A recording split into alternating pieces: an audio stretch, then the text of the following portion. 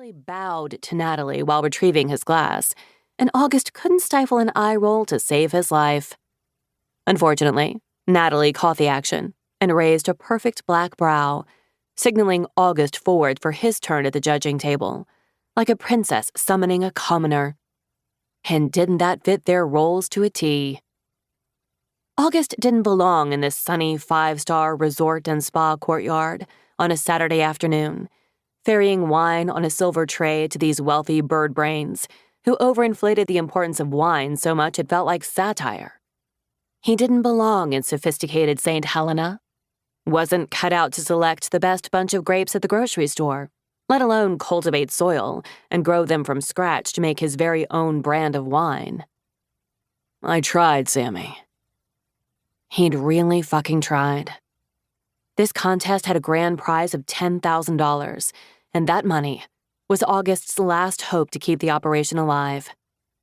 If given another chance, he would be more hands-on during the fermentation process. He'd learned the hard way that set it and forget it didn't work for shit with wine. It required constant tasting, correcting, and rebalancing to prevent spoilage. He might do better if given another season to prove himself. For that, he needed money. And he had a better chance of getting Natalie in the sack than winning this competition, which was to say, he had no chance whatsoever. Because, yeah, his wine blew chunks.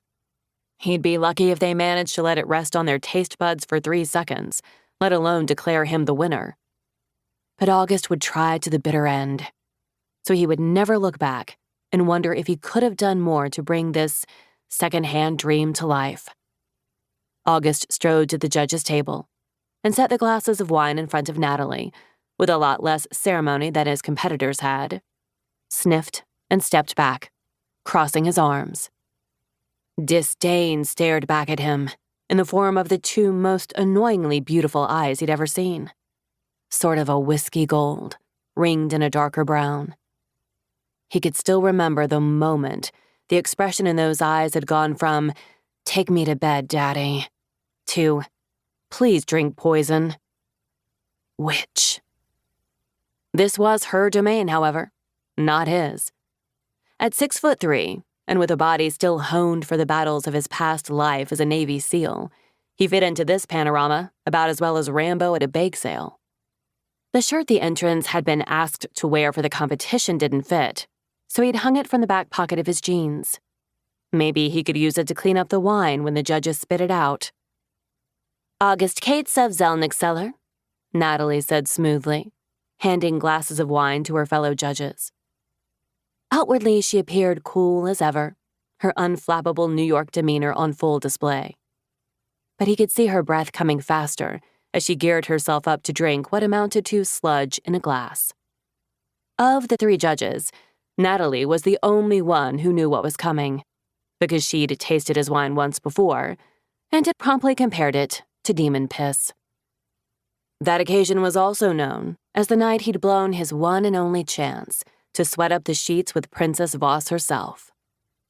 Since that ill-fated evening, their relationship had been nothing short of contentious. If they happened to see each other on Grapevine Way or at a local wine event, she liked to discreetly scratch her eyebrow with a middle finger, while August usually inquired how many glasses of wine she'd plowed through since 9 a.m.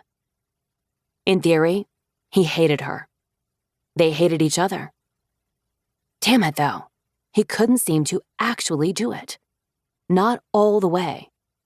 And it all went back to August's mistaking his gut for his dick as a youngster.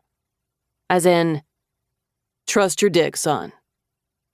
And that part of his anatomy might as well be married to Natalie Vos. Married with 6 kids and living in the Viennese countryside wearing matching play clothes fashioned out of curtains, a la The Sound of Music.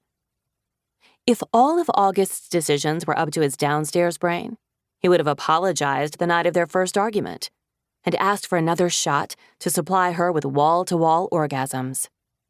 But it was too late now. He had no choice but to return the loathing she radiated at him, because his upstairs brain knew all too well why their relationship would never have gone past a single night. Natalie Vos